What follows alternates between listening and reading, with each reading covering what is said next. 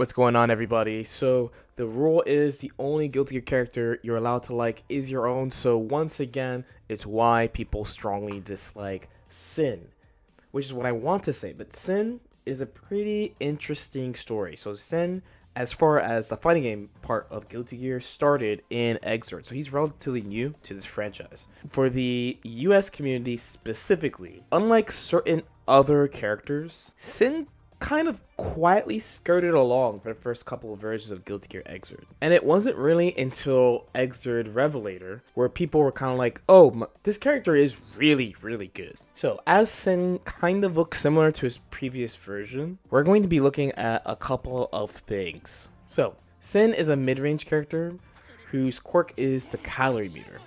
His special moves are cancelable into other special moves, which combined with his strong mid-range gives him a lot of screen control. So if you wanted to talk about things that people don't like about fighting Sin, we would look at 1, his neutral, 2, his defense, 3, his conversion ability and damage, and 4, the thing that people fixed. Because when he came out, people said he had no mix, and boy were we wrong. So first we would have to talk about neutral. He has a very strong neutral game. His neutral summarized would be a combination of 4 parts. So 1 would be his mid-screen game because he has very long pokes to work with. So 1 would be talking about his far slash.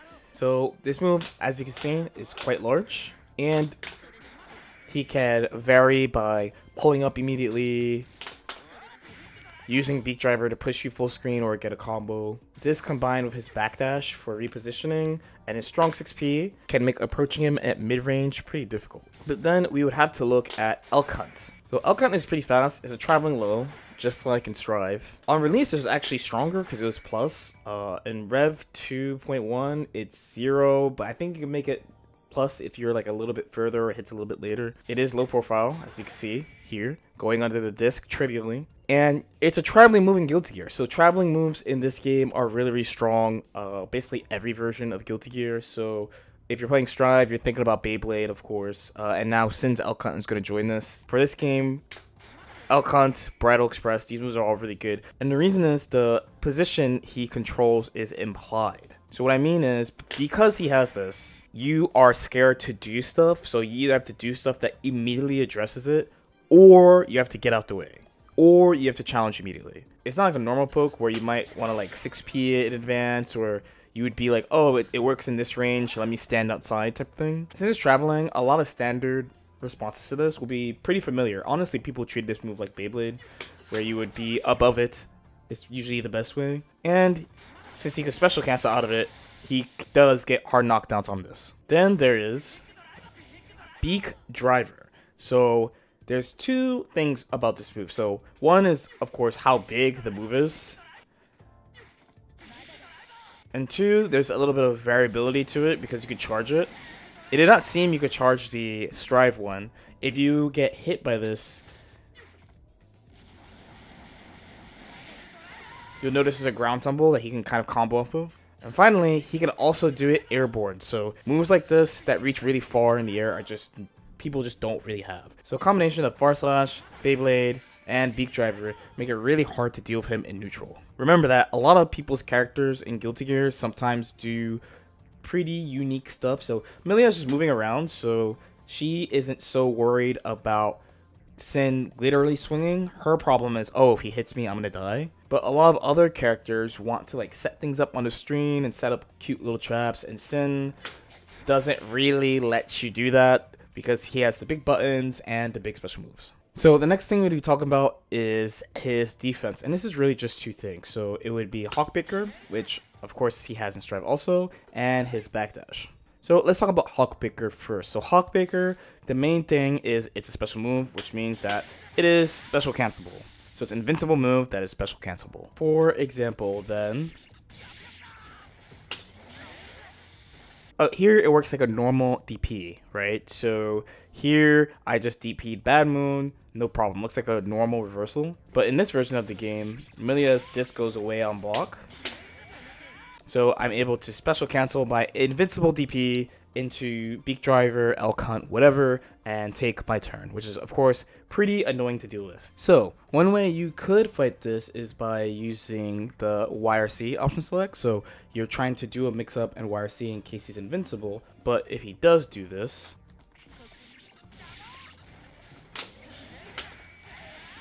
he still has the ability to special cancel. So the main way you would deal with this would be to attack from a range where the Hawkbaker wouldn't reach you. Hawkbaker doesn't leap up in the air like Strive. It's kind of just a little shockwave. So,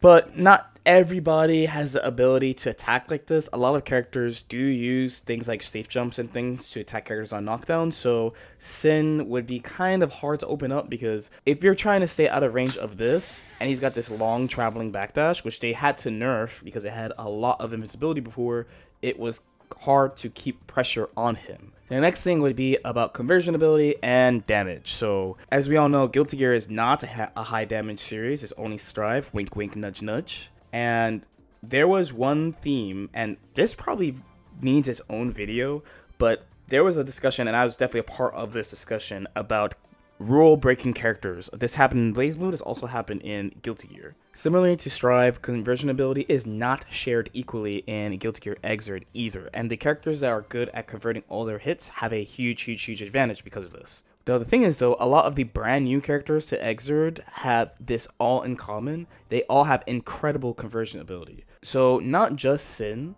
but also Elfelt, Coom, Leo Whitefang, Bedman originally, Raven, all have incredibly good conversion ability. Ram is a little bit of an outlier. And honestly, who actually knows anything about Answer? I'm kidding, by the way. Answer's conversion ability is okay. Wait, I was not kidding. Who actually knows anything about Answer? But jokes aside though, Answer was not really out yet when this argument was going on. And there are examples of returning characters who have really good conversion ability, like Johnny, for example. Now, why does conversion ability matter so much? So, one of the secret things about Guilty Gear that make the game, like, truly a difficult game, and people give you all sorts of reasons, but I'm going to keep it straight with you, is you can't convert all your hits with the majority of the cast, so it takes a long time before you start having the thought process of, oh, I get this stray hit all the time against XYZ character. What do I actually do? Like, most people will just do a thing, and most people won't do the same thing. So it's not for a long time until you start thinking about that random hit situation being the same thing as a full combo situation. So what do I mean? So let's take Milia. When we talk about this concept in Milia's perspective, especially for this game, there are people who've played Xrd for a long time who's like, what's wrong with your conversion ability is amazing. So let's look at her ability to convert hits. So she has a thing that most standard Guilty Gear characters have, which is if you get like a far hit, you probably aren't getting that much unless you have resource. So what happens if I use Far Slash? Far Slash is an incredible move in this game. It is huge, it is fast, it has like no recovery, and she has like an instant backdash, so you can't see what she's doing. If I hit it standing normally like this, then I don't really get a combo, so I have to think, alright, what options does she have? What options do they have? Because she's minus on hit here. I can choose the Gatling out of it, but her 5H won't reach generally. And she doesn't have like Far Slash into sweep, nor does she have like Far Slash into special move to combo here. So you would do things like Far Slash backdash, Far Slash jump, and confirm the situation. If I'm fortunate enough to have 50 meter,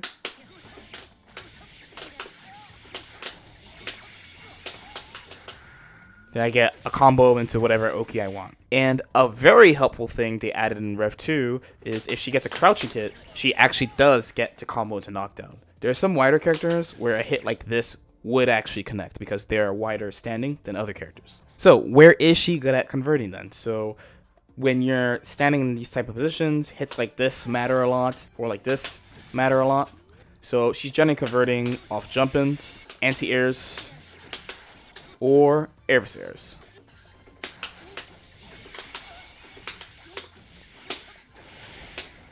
Now, the thing about characters like Sin, Alpha, Raven, Johnny is that they convert everything off everything. The main things we talked about with his neutral, right? So his Far Slash, Elk Hunt, and Beak Driver. Depending on how you input the follow-up, you'll get a combo. And these are kind of the things they attack the most because his damage output is high. So his conversion ability being so consistent was definitely a strong part about him, and was a part about him that they nerfed over time. He also has the ability to extend combos with supers. So both RTL, that he also has in Strive,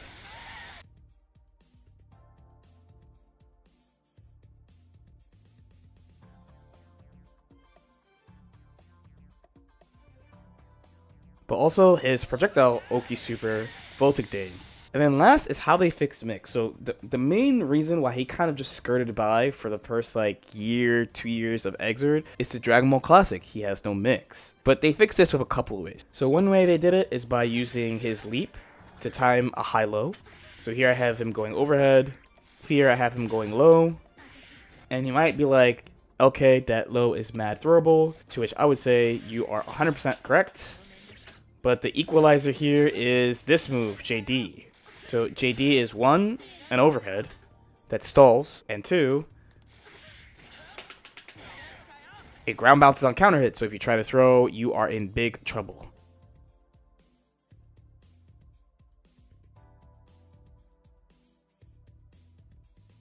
Even other ways of inputting throw are not safe to it. But then another way you could set up mix if you wanted to is by spending a resource on Voltic Day.